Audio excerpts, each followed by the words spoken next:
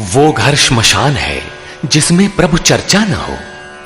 आज का मानव इतना व्यस्त है कि चाह कर भी भजन के लिए समय नहीं निकाल पाता। ऐसी परिस्थिति में गीता का संदेश कर्ण कुहरों तक पहुंच भर जाए तो परम श्रेय और समृद्धि के संस्कारों का बीजारोपण हो जाता है।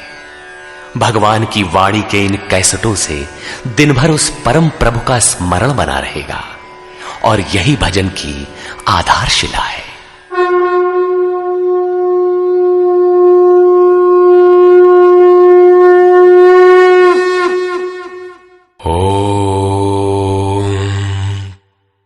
श्री परमात्मने नमः। यथार्थ गीता श्रीमद् भगवद गीता अथ नवमोऽध्याय।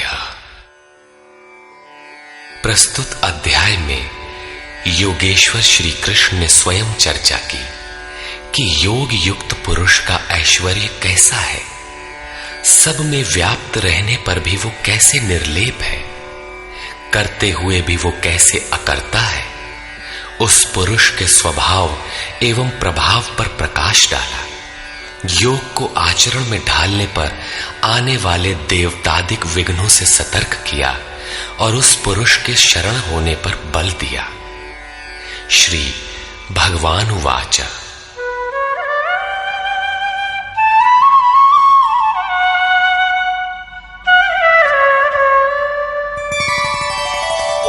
इदन्तु ते गुह्यतमं प्रवक्ष्याम्यनसूयवे ज्ञानं विज्ञानसहितं यज्ञात्वा मोक्ष्यसे शुभात्।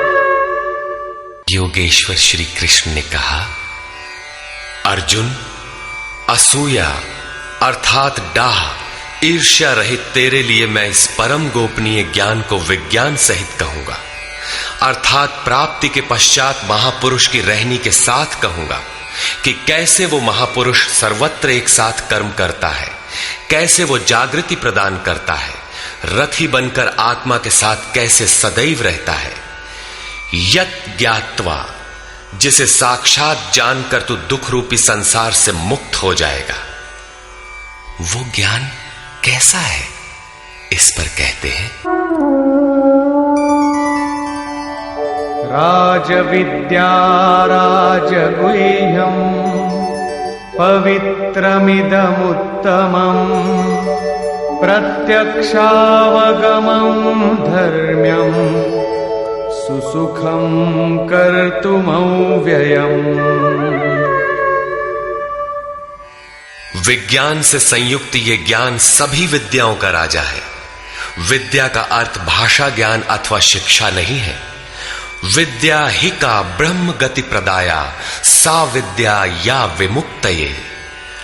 विद्या उसे कहते हैं कि जिसके पास आए उसे उठाकर ब्रह्म पथ पर चलाते हुए मोक्ष प्रदान कर दे। यदि रास्ते में रिद्धियों सिद्धियों अथवा प्रकृति में कहीं उलझ गया तो सिद्ध है कि अविद्या सफल हो गई। वो विद्या नहीं है। ये राजविद्या ऐसी है जो निश्चित कल्याण करने वाली है। ये सभी गोपनीयों का राजा है। अविद्या और विद्या के अवगुंठन का अनावरण होने पर योग युक्तता के पश्चात ही इससे मिलन होता है। ये अति पवित्र, उत्तम और प्रत्यक्ष फल वाला है। इधर करो उधर लो, ऐसा प्रत्यक्ष फल वाला है। ये अंधविश्वास नहीं है कि इस जन्म में साधन करो, फल कभी दूसरे जन्मों में मिलेगा। ये परम धर्म परमात्मा से संयुक्त है। विज्ञान सहित ये ज्ञान करने में सरल और अविनाशी है। अश्रद्धाना पुरुषा धर्मस्यास्य परन्तप अप्राप्य मां निवर्तन्ते मृत्यु संसार वर्त्मनि। परंतप अर्जुन, इस धर्म में अर्थात जिसका थोड़ा भी साधन करने पर विनाश नहीं होता, श्रद्धा रहित पुरुष मुझे प्राप्त न होकर संसार क्षेत्र में भ्रमण करता ही रहता है। अतः श्रद्धा अनिवार्य है। क्या आप संसार से परे हैं? इस पर कहते हैं, मया ततमिदं सर्वं जगदव्यक्तमूर्तिना मत्स्थानि सर्वभूतानि न चाहं तेष्वस्थितः। मुझ अव्यक्त स्वरूप से ये सब जगत व्याप्त है, अर्थात मैं जिस स्वरूप में स्थित हूं वो सर्वत्र व्याप्त है। सभी प्राणी मुझ में स्थान पाए हैं, किंतु मैं उनमें स्थित नहीं हूं, क्योंकि मैं अव्यक्त स्वरूप में स्थित हूं। महापुरुष जिस अव्यक्त स्वरूप में स्थित हैं, वहीं से अर्थात शरीर छोड़कर उसी अव्यक्त स्तर से ही बात करते हैं। इसी क्रम में आगे कहते हैं, न च मत्स्थानि भूतानि पश्य मे योगमैश्वरम् भूतभृन्न च भूतस्थो ममात्मा भूतभावनः। वस्तुतः सब भूत भी मुझ में स्थित नहीं है, क्योंकि वे मरण धर्मा है, प्रकृति के आश्रित हैं। किंतु मेरे योग माया के ऐश्वर्य को देख कि जीवधारियों को उत्पन्न और पोषण करने वाला मेरा आत्मा भूतों में स्थित नहीं है। मैं आत्म स्वरूप हूं, इसलिए मैं उन भूतों में स्थित नहीं हूं। यही योग का प्रभाव है। इसको स्पष्ट करने के लिए योगेश्वर श्री कृष्ण दृष्टांत देते हैं। यथाकाशस्थितो नित्यं वायुः सर्वत्र गो महान् तथा सर्वाणि भूतानि मत्स्थानीत्युपधारय। जैसे आकाश में ही उत्पन्न होने वाला महान वायु आकाश में सदैव स्थित है, किंतु उसे मलिन नहीं कर पाता, ठीक वैसे ही संपूर्ण भूत मुझ में स्थित है, ऐसा जान। ठीक इसी प्रकार मैं आकाशवत निर्लेप हूं, वे मुझे मलिन नहीं कर पाते। प्रश्न पूरा हुआ। यही योग का प्रभाव है। अब योगी करता क्या है, इस पर कहते हैं,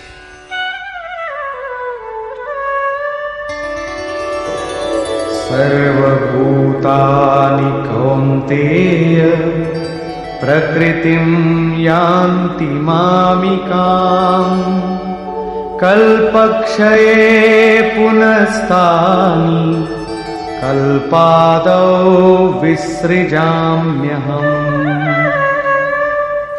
अर्जुन, कल्प के विलय काल में सब भूत मेरी प्रकृति अर्थात मेरे स्वभाव को प्राप्त होते हैं, और कल्प के आदि में मैं उनको बार बार विसृजामि विशेष रूप से सृजन करता हूं। थे तो वे पहले से, किंतु विकृत थे, उन्हीं को रचता हूं, सजाता हूं। जो अचेत हैं उन्हें जागृत करता हूं, कल्प के लिए प्रेरित करता हूं। कल्प का तात्पर्य है उत्थानोन्मुख परिवर्तन। आसुरी संपद से निकलकर जैसे जैसे पुरुष दैवी संपद में प्रवेश पाता है, यहीं से कल्प का आरंभ है, और जब ईश्वर भाव को प्राप्त हो जाता है, वही कल्प का क्षय है। अपना कर्म पूरा करके कल्प भी विलय हो जाता है। भजन का आरंभ कल्प का आदि है, और भजन की पराकाष्ठा जहां लक्ष्य विदित होता है, कल्प का अंत है। जब ये प्रत्यगात्मा योनियों के कारणभूत राग द्वेषादि से मुक्ति पाकर अपने शाश्वत स्वरूप में स्थिर हो जाए, इसी को श्री कृष्ण कहते हैं कि वो मेरी प्रकृति को प्राप्त होता है। जो महापुरुष प्रकृति का विलय करके स्वरूप में प्रवेश पा गया, उसकी प्रकृति कैसी? क्या उसमें प्रकृति शेष ही है? नहीं। अध्याय 3 के 33वें श्लोक में योगेश्वर श्री कृष्ण कह चुके हैं कि सभी प्राणी अपनी प्रकृति को प्राप्त होते हैं। जैसा उनके ऊपर प्रकृति के गुणों का दबाव है, वैसा करते हैं। और ज्ञानवानपि, प्रत्यक्ष दर्शन के साथ जानकारी वाला ज्ञानी भी अपनी प्रकृति के सदृश चेष्टा करता है। ये पीछे वालों के कल्याण के लिए करता है। पूर्ण ज्ञानी तत्व स्थित महापुरुष की रहनी ही उसकी प्रकृति है। वो अपने इसी स्वभाव में बरतता है। कल्प के क्षय में लोग महापुरुष की इसी रहनी को प्राप्त होते हैं। महापुरुष के इसी कृतित्व पर पुनः प्रकाश डालते हैं। प्रकृतिं स्वामवष्टभ्य विसृजामि पुनः पुनः भूतग्राममिमं कृत्स्नम् अवशं प्रकृतेर्वशात्। अपनी प्रकृति अर्थात महापुरुष की रहनी स्वीकार करके प्रकृतेर्वशांत, अपने अपने स्वभाव में स्थित प्रकृति के गुणों से परवश हुए इन संपूर्ण भूत समुदाय को मैं बारंबार विसृजाम, विशेष सृजन, विशेष रूप से सजाता हूं। इन्हें अपने स्वरूप की ओर बढ़ने के लिए प्रेरित करता हूं।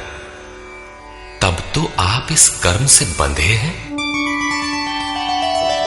न च मां तानि कर्माणि निबध्नन्ति धनञ्जय उदासीनवदासीनम् असक्तं तेषु कर्मसु। अध्याय 4 के 9वें श्लोक में योगेश्वर श्री कृष्ण ने कहा था कि महापुरुष की कार्य प्रणाली अलौकिक है।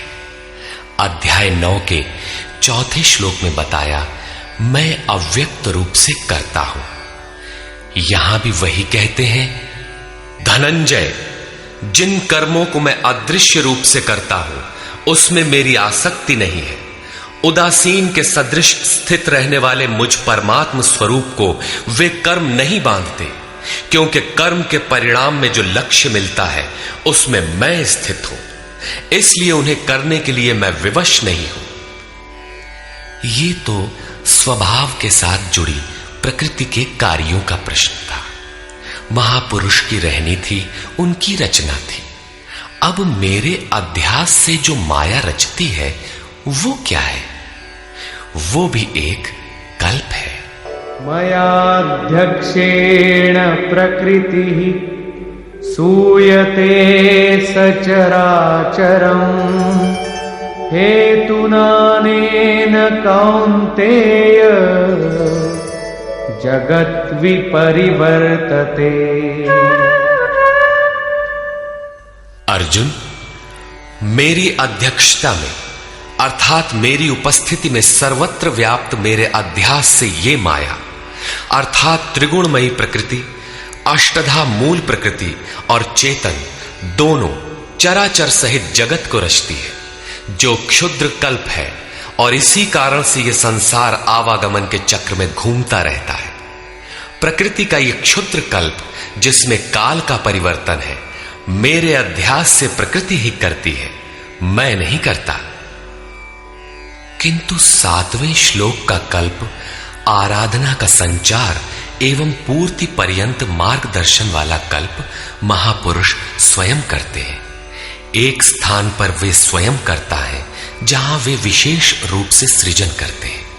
यहां कर्ता प्रकृति है, जो केवल मेरे आभास से ये क्षणिक परिवर्तन करती है, जिसमें शरीरों का परिवर्तन, काल परिवर्तन, युग परिवर्तन इत्यादि आते हैं। ऐसा व्याप्त प्रभाव होने पर भी मूढ़ लोग मुझे नहीं जानते। यथा अवजानन्ति मां मूढ़ा मानुषीं तनुमाश्रितम् परं भावमजानन्तो मम भूतमहेश्वरम्। संपूर्ण भूतों के महान ईश्वर रूप मेरे परम भाव को न जानने वाले मूढ़ लोग मुझे मनुष्य शरीर के आधार वाला और तुच्छ समझते हैं।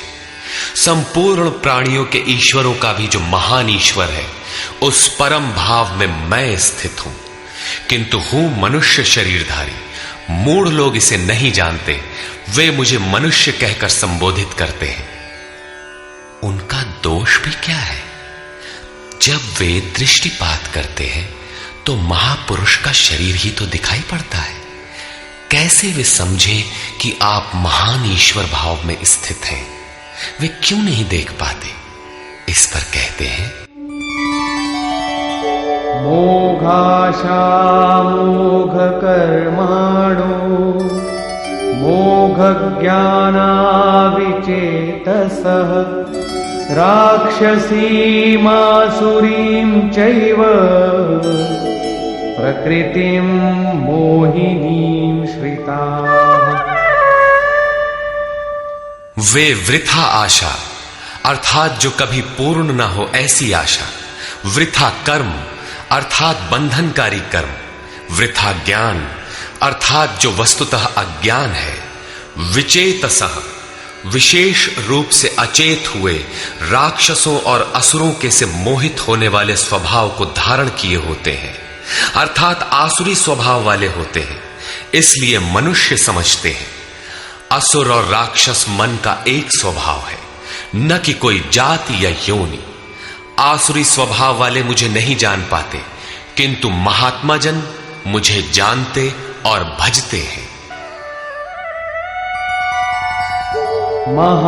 महात्मानस्तु मां पार्थ दैवीं प्रकृतिमाश्रिताः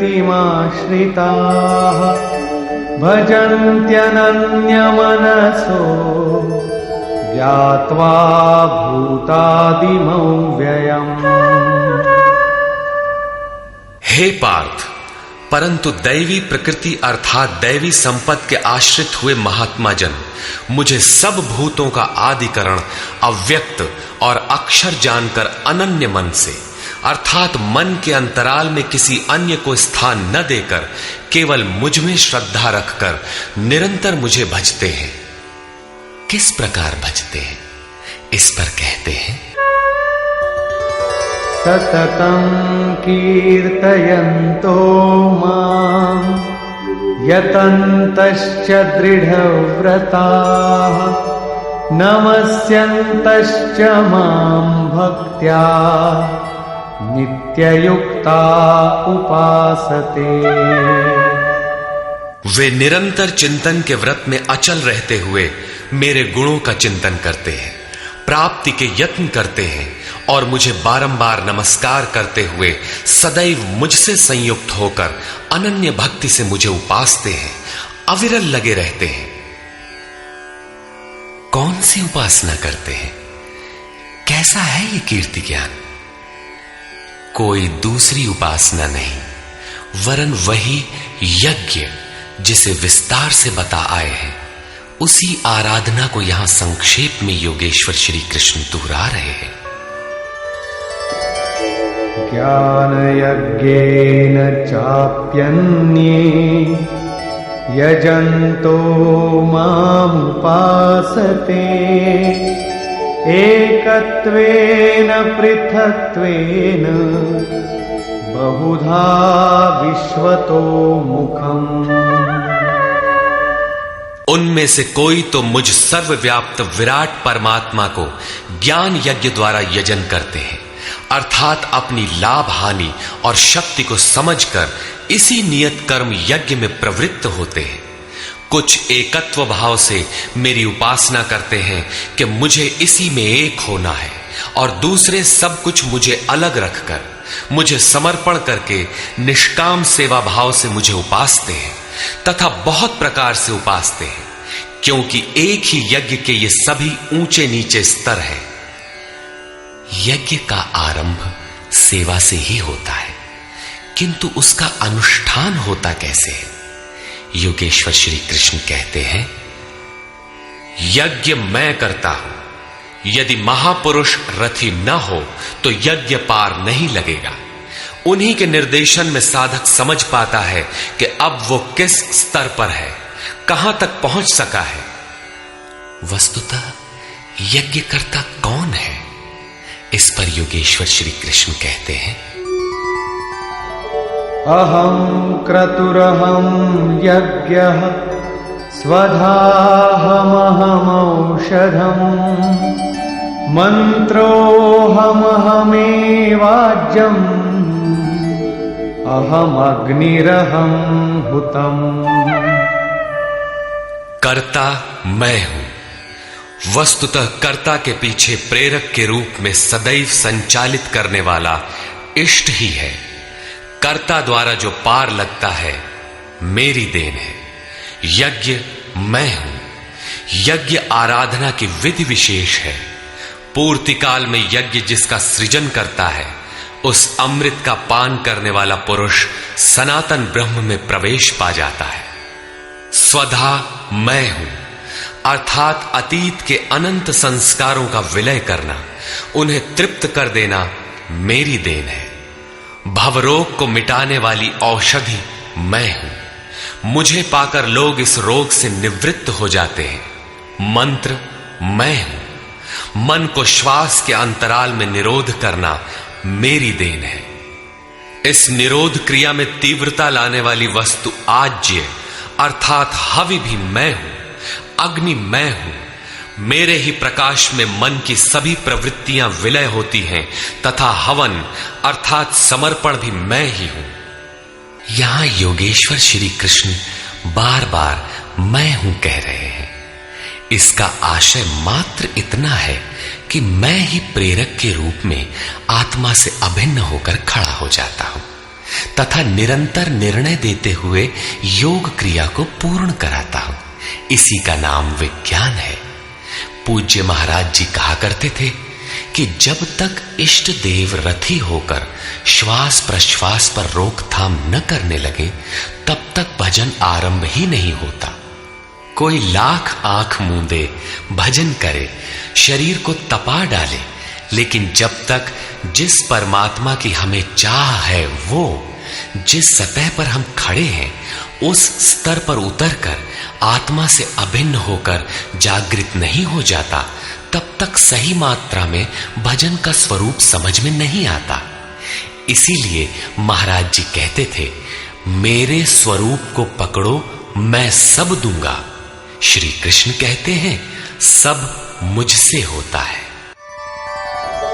पिताहमस्य जगतो माता धाता पितामहः वेद्यं पवित्रमोंकार ऋक्सामयजुरेव च। अर्जुन, मैं ही संपूर्ण जगत का धाता अर्थात धारण करने वाला, पिता अर्थात पालन करने वाला, माता अर्थात उत्पन्न करने वाला, पितामह अर्थात मूल उद्गम हूं जिसमें सभी प्रवेश पाते हैं और जानने योग्य पवित्र ओंकार अर्थात जो अहम आकारः इति ओंकारः वो परमात्मा मेरे स्वरूप में है।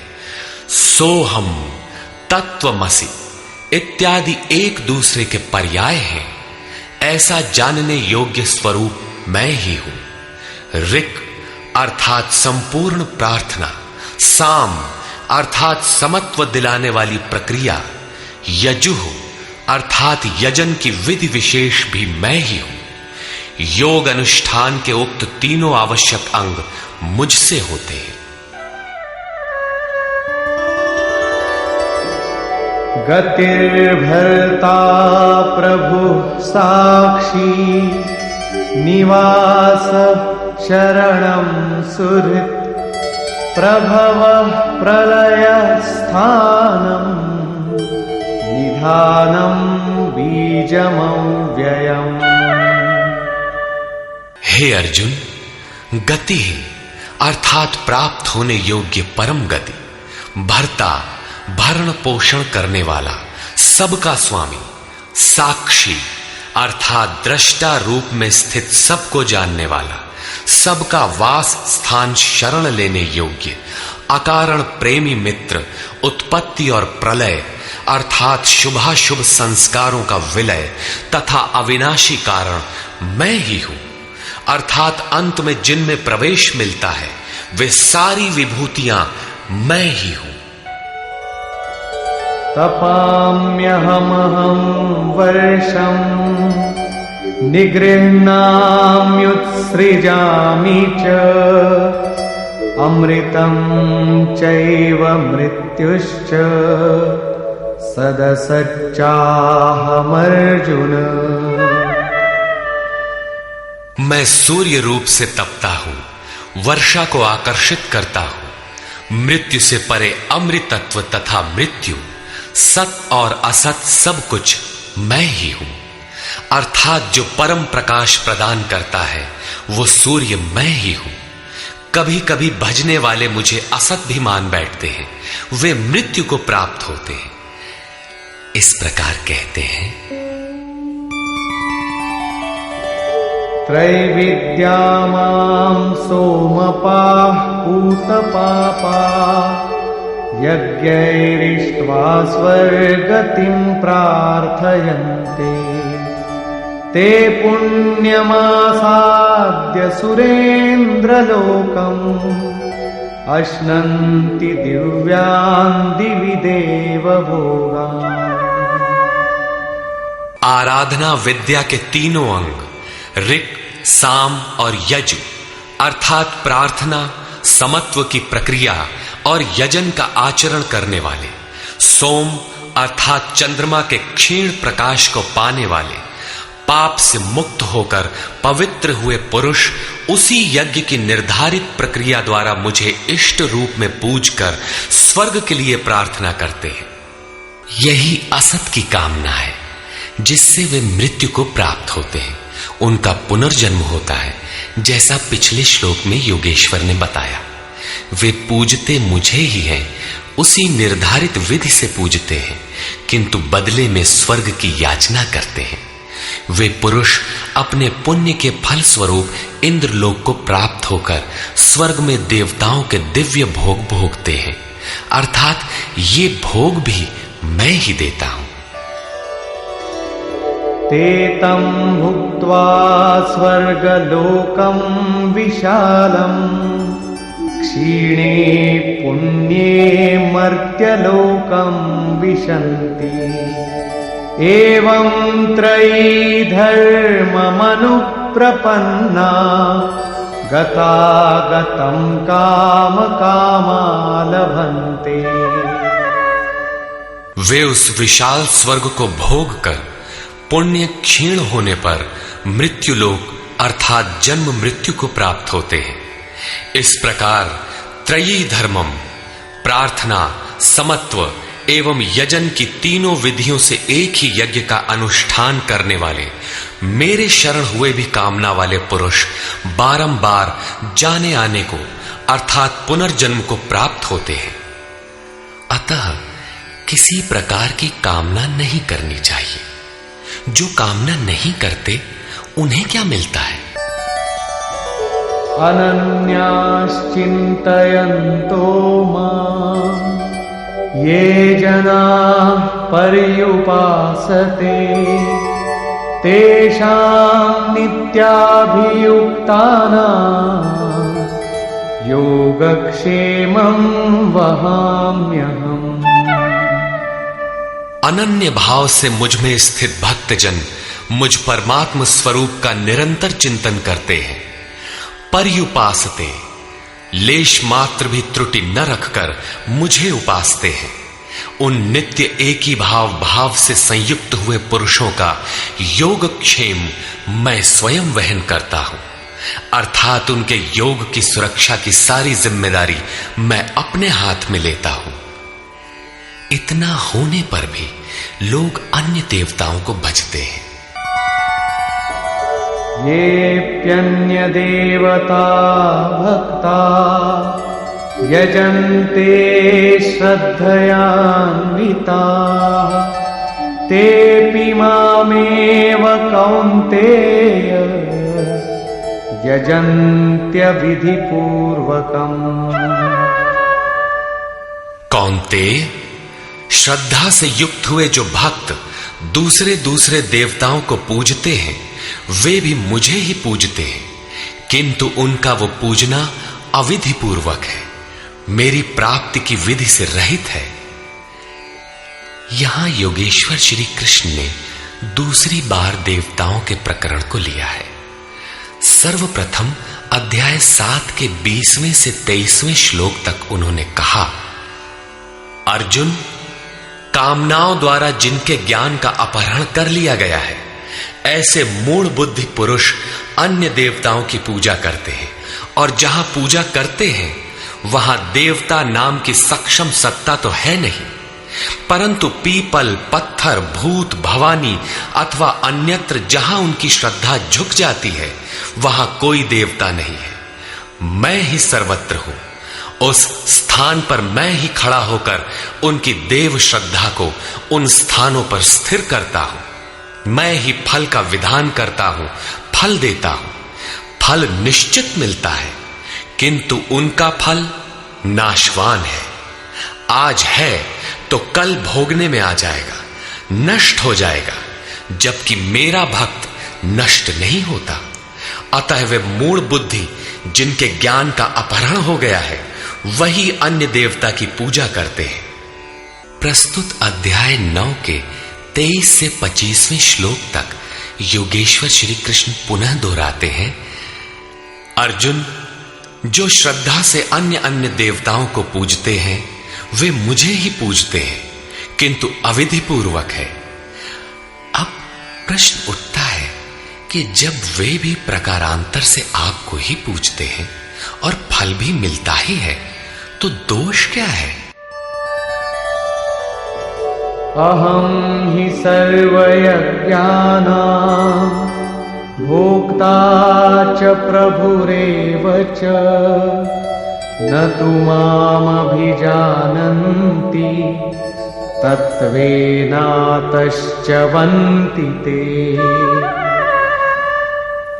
संपूर्ण यज्ञों का भोक्ता अर्थात यज्ञ जिसमें विलय होते हैं, यज्ञ के परिणाम में जो मिलता है वो मैं हूं और स्वामी भी मैं ही हूं, परंतु वे मुझे तत्व से भली प्रकार नहीं जानते, इसलिए च्यवंती गिरते हैं, अर्थात वे कभी अन्य देवताओं में गिरते हैं और तत्व से जब तक नहीं जानते तब तक कामनाओं से भी गिरते हैं।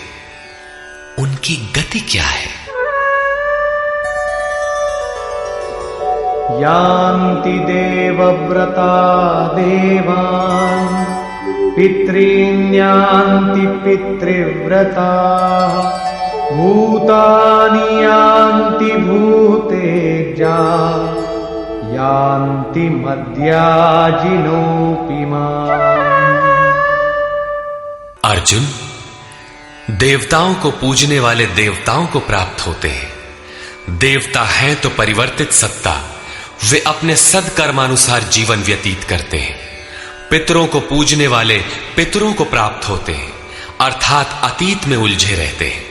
भूतों को पूजने वाले भूत होते हैं, शरीर धारण करते हैं, और मेरा भक्त मुझे प्राप्त होता है। वे मेरे साक्षात स्वरूप होते हैं, उनका पतन नहीं होता। इतना ही नहीं, मेरी पूजा का विधान भी सरल है। पत्रं पुष्पं फलं तोयं यो मे भक्त्या प्रयच्छति तदहं भक्त्युपहृतम् अश्नामि प्रयतात्मनः। भक्ति का आरंभ यहीं से है कि पत्र, पुष्प, फल, जल इत्यादि जो कोई मुझे भक्ति पूर्वक अर्पित करता है, मन से प्रयत्न करने वाले उस भक्त का वो सब मैं खाता हूं, अर्थात स्वीकार करता हूं। इसलिए यत्करोषि यदश्नासि यज्जुहोषि ददासि यत्तपस्यसि कौन्तेय तत्कुरुष्व मदर्पणम्। अर्जुन, तू जो कर्म अर्थात यथार्थ कर्म करता है, जो खाता है, जो हवन करता है, समर्पण करता है, दान देता है, मन सहित इंद्रियों को जो मेरे अनुरूप तपाता है, वो सब मुझे अर्पण कर, अर्थात मेरे प्रति समर्पित होकर ये सब कर। समर्पण करने से योग के क्षेत्र की जिम्मेदारी मैं ले लूंगा।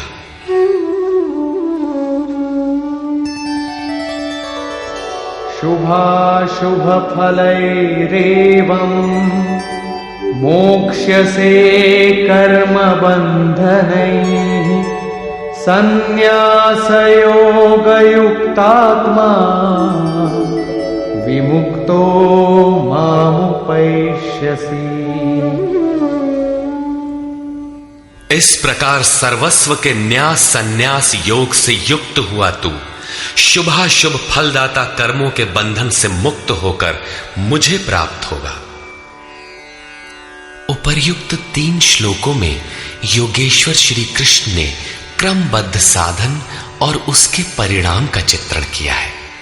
पहले पत्र पुष्प फल जल का पूर्ण श्रद्धा से अर्पण, दूसरे समर्पित होकर कर्म का आचरण और तीसरे पूर्ण समर्पण के साथ सर्वस्व का त्याग।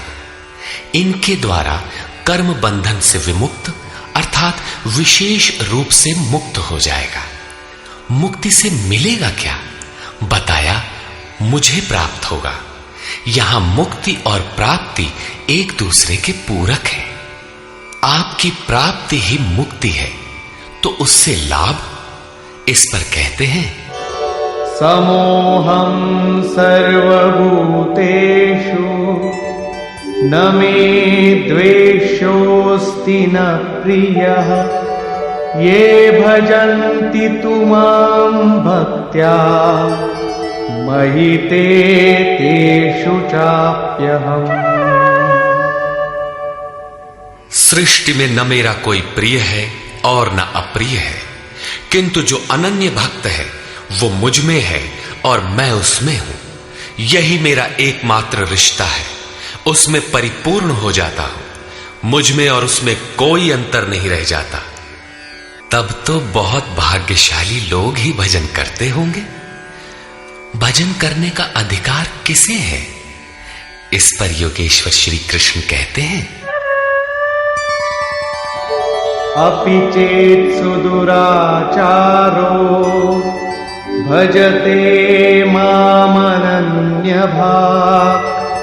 साधुरेव समन्तव्यः सम्यग् व्यवसितो हि सः। यदि अत्यंत दुराचारी भी अनन्य भाव से अर्थात अन्य धन न, मेरे सिवाय किसी अन्य वस्तु या देवता को न भजकर केवल मुझे ही निरंतर भजता है, वो साधु ही मानने योग्य है। अभी वो साधु हुआ नहीं है, किंतु उसके हो जाने में संदेह भी नहीं है, क्योंकि वो यथार्थ निश्चय से लग गया है। अतः भजन आप भी कर सकते हैं, बशर्ते कि आप मनुष्य हो, क्योंकि मनुष्य ही यथार्थ निश्चय वाला है। गीता पापियों का उद्धार करती है और वो पथिक क्षिप्रं भवति धर्मात्मा शश्वच्छान्तिं निगच्छति कौन्तेय प्रतिजानीहि न मे भक्तः प्रणश्यति। इस भजन के प्रभाव से वो दुराचारी भी शीघ्र ही धर्मात्मा हो जाता है, परम धर्म परमात्मा से संयुक्त हो जाता है तथा सदैव रहने वाली परम शांति को प्राप्त होता है। कौन्तेय, तो निश्चय पूर्वक सत्य जान कि मेरा भक्त कभी नष्ट नहीं होता। यदि एक जन्म में पार नहीं लगा तो अगले जन्मों में भी वही साधन करके शीघ्र ही परम शांति को प्राप्त होता है। अतः सदाचारी दुराचारी सभी को भजन करने का अधिकार है। इतना ही नहीं अपितु मां हि पार्थ व्यपाश्रित्य येऽपि स्युः पापयोनयः स्त्रियो वैश्यास्तथा शूद्राः तेऽपि यान्ति परां गतिम्। पार्थ, स्त्री वैश्य शूद्रादि तथा जो कोई पाप योनि वाले भी हों, वे सभी मेरे आश्रित होकर परम गति को प्राप्त होते हैं। अतः ये गीता मनुष्य मात्र के लिए है, चाहे वो कुछ भी करता हो, कहीं भी पैदा हुआ हो, सबके लिए ये एक समान कल्याण का उपदेश करती है। गीता सार्वभौम है। पाप योनि अध्याय 16 के 7वें से 21वें श्लोक तक आसुरी वृत्ति के लक्षणों के अंतर्गत भगवान ने बताया कि जो शास्त्र विधि का त्याग कर नाम मात्र के यज्ञों द्वारा दंभ से यजन करते हैं, वे नरों में अधम है। यज्ञ है नहीं किंतु नाम दे रखा है और दंभ से यजन करता है, वो क्रूर कर्मी और पापाचारी अर्थात पाप योनि है। वैश्य शूद्र भगवत पथ की सीढ़ियां हैं। स्त्रियों के प्रति कभी सम्मान कभी हीनता की भावना रही है, किंतु योग प्रक्रिया में स्त्री और पुरुष दोनों का समान ही प्रवेश है। किम पुनर्ब्राह्मणा पुण्या भक्ता राजर्षयस्तथा अनित्यमसुखं लोकम् इमं प्राप्य भजस्व माम्। फिर तो ब्राह्मण तथा राजर्षि क्षत्रिय श्रेणी के भक्तों के लिए कहना ही क्या है। ब्राह्मण एक अवस्था विशेष है जिसमें ब्रह्म में प्रवेश दिला देने वाली सारी योग्यताएं विद्यमान हैं। शांति, आर्जव, अनुभवी, उपलब्धि, ध्यान और इष्ट के निर्देशन पर जिसमें चलने की क्षमता है, यही ब्राह्मण की अवस्था है। राजर्षि क्षत्रिय में रिद्धियों सिद्धियों का संचार, शौर्य, स्वामी भाव, पीछे न हटने का स्वभाव रहता है। इस योग स्तर पर पहुंचे हुए योगी तो पार होते ही हैं, उनके लिए क्या कहना है। अतः अर्जुन, तो सुख रहित क्षण भंगुर इस मनुष्य शरीर को प्राप्त होकर मेरा ही भजन कर। इस नश्वर शरीर के ममत्व पोषण में समय नष्ट न कर। अतः वे भजन की धारणा पर प्रोत्साहन देते हैं। मन्मना भव मद्भक्तो मद्याजी मां नमस्कुरु मामे वैश्यसि युक्त्वैवम् आत्मानं मत्परायणः। अर्जुन, मेरे में ही मन वाला हो, सिवाय मेरे दूसरे भाव मन में ना आने पाए। मेरा अनन्य भक्त हो, अनवरत चिंतन में लग, श्रद्धा सहित मेरा ही निरंतर पूजन कर और मेरे को ही नमस्कार कर। इस प्रकार मेरे शरण हुआ, आत्मा को मुझ में एक ही भाव से स्थित कर, तो मुझे ही प्राप्त होगा, अर्थात मेरे साथ एकता प्राप्त करेगा। निष्कर्ष, इस अध्याय के आरंभ में श्री कृष्ण ने कहा, अर्जुन, तुझ दोष रहित भक्त के लिए मैं इस ज्ञान को विज्ञान सहित कहूंगा, जिसे जानकर कुछ भी जानना शेष नहीं रहेगा। इसे जानकर तू संसार बंधन से छूट जाएगा। यह ज्ञान संपूर्ण विद्याओं का राजा है। विद्या वह है जो परब्रह्म में प्रवेश दिलाए। यह ज्ञान उसका भी राजा है, अर्थात निश्चित कल्याण करने वाला है। यह संपूर्ण गोपनीयों का भी राजा है। गोपनीय वस्तु को भी प्रत्यक्ष कराने वाला है। यह प्रत्यक्ष फल वाला, साधन करने में सुगम और अविनाशी है। इसका थोड़ा भी साधन आपसे पार लग जाए तो इसका कभी नाश नहीं होता, वरन इसके प्रभाव से वह परम श्रेय तक पहुंच जाता है। किंतु इसमें एक शर्त है, श्रद्धा विहीन पुरुष परम गति को प्राप्त न होकर संसार चक्र में भटकता है। योगेश्वर श्री कृष्ण ने योग के ऐश्वर्य पर भी प्रकाश डाला। दुख के संयोग का वियोग ही योग है, अर्थात जो संसार के संयोग वियोग से सर्वथा रहित है, उसका नाम योग है। परम तत्व परमात्मा के मिलन का नाम योग है। परमात्मा की प्राप्ति ही योग की पराकाष्ठा है। जो इसमें प्रवेश पा गया, उस योगी के प्रभाव को देख कि संपूर्ण भूतों का स्वामी और जीवधारियों का पोषण करने वाला होने पर भी मेरा आत्मा उन भूतों में स्थित नहीं है। मैं आत्म स्वरूप में स्थित हूं, वही हूं जैसे आकाश से उत्पन्न सर्वत्र विचरने वाला वायु आकाश में ही स्थित है, किंतु उसे मलिन नहीं कर पाता। उसी प्रकार संपूर्ण भूत मुझ में स्थित है, लेकिन मैं उनमें लिप्त नहीं हूं। अर्जुन, कल्प के आदि में मैं भूतों को विशेष प्रकार से रचता हूं, सजाता हूं, और कल्प के पूर्ति काल में संपूर्ण भूत मेरी प्रकृति को अर्थात योगारूढ़ महापुरुष की रहनी को, उनके अव्यक्त भाव को प्राप्त होते हैं। यद्यपि महापुरुष प्रकृति से परे हैं, किंतु प्राप्ति के पश्चात स्वभाव अर्थात स्वयं में स्थित रहते हुए लोक संग्रह के लिए जो कार्य करता है, वह उसकी एक रहनी है। इसी रहनी के कार्यकलाप को उस महापुरुष की प्रकृति कहकर संबोधित किया गया है।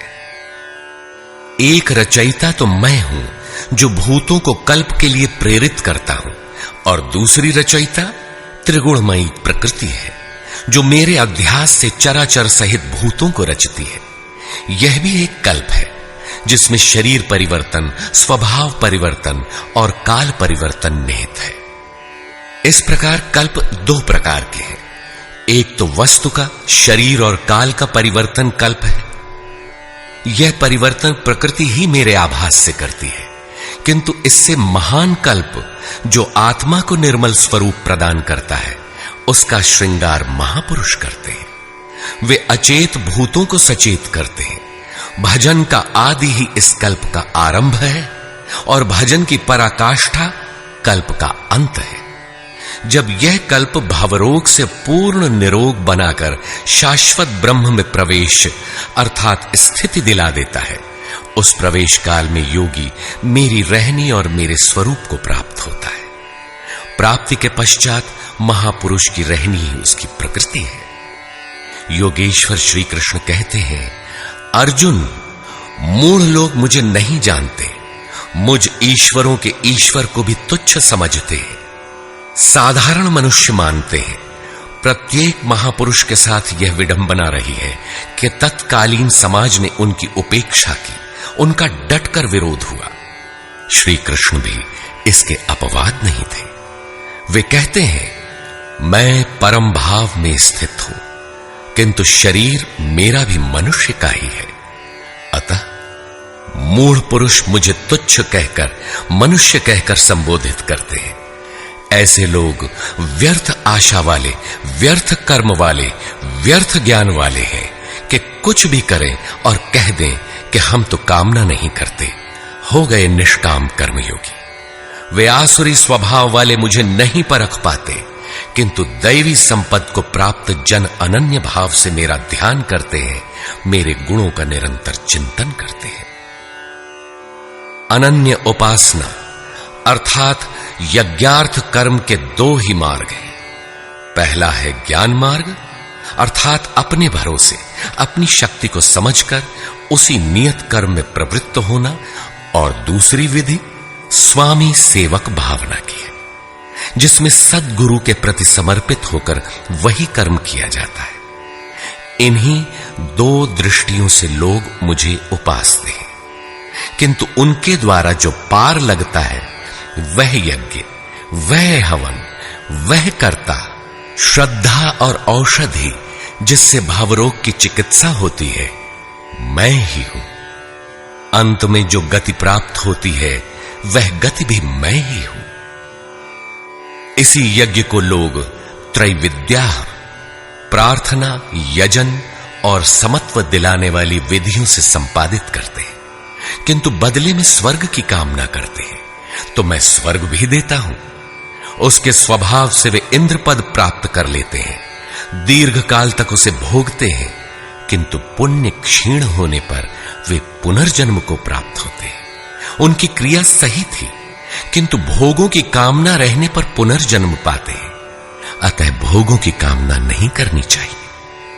जो अनन्य भाव से अर्थात मेरे सिवाय दूसरा है ही नहीं, ऐसे भाव से जो निरंतर मेरा चिंतन करते हैं, लेश मात्र भी त्रुटि न रह जाए, ऐसे जो भजते हैं, उनके योग की सुरक्षा का भार मैं अपने हाथ में ले लेता हूं।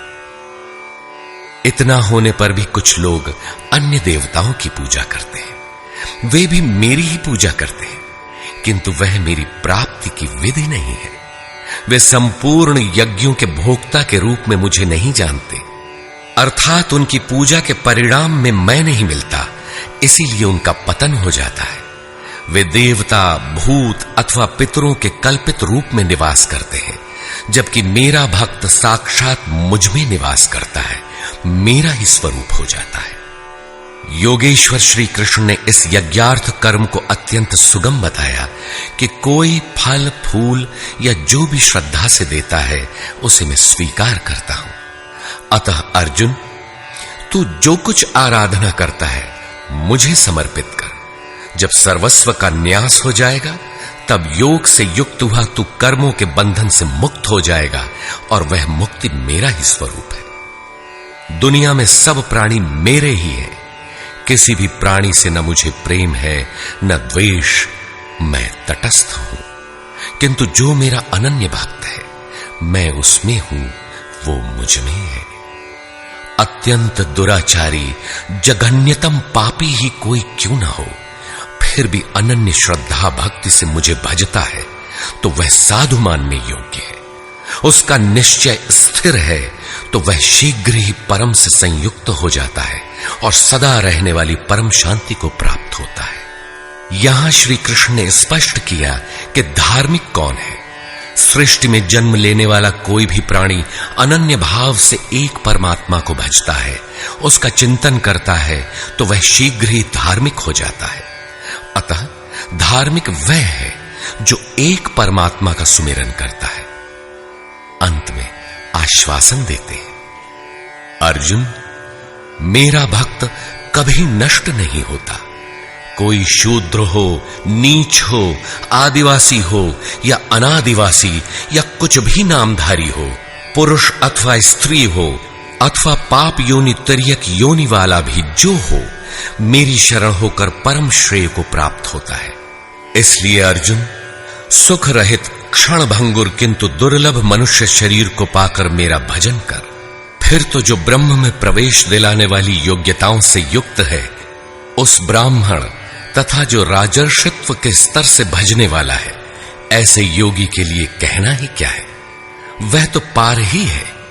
अतः अर्जुन, निरंतर मुझ में मन वाला हो, निरंतर नमस्कार कर। इस प्रकार मेरी शरण में हुआ तू मुझे ही प्राप्त होगा, जहां से पीछे लौटकर नहीं आना पड़ता। प्रस्तुत अध्याय में उस विद्या पर प्रकाश डाला गया जिसे श्री कृष्ण स्वयं जागृत करते हैं। यह राज विद्या है जो एक बार जागृत होने पर निश्चित कल्याण करती है। अतः ओम तत्सदिति श्रीमद्भगवद गीता सूपनिषत्सु ब्रह्म विद्यायाम योग शास्त्रे श्री कृष्णार्जुन संवादे राज विद्या जागृति नाम नवमोऽध्यायः। इस प्रकार स्वामी अड़गड़ानंद कृत श्रीमद् भगवद गीता के भाष्य यथार्थ गीता का 9वां अध्याय पूर्ण हो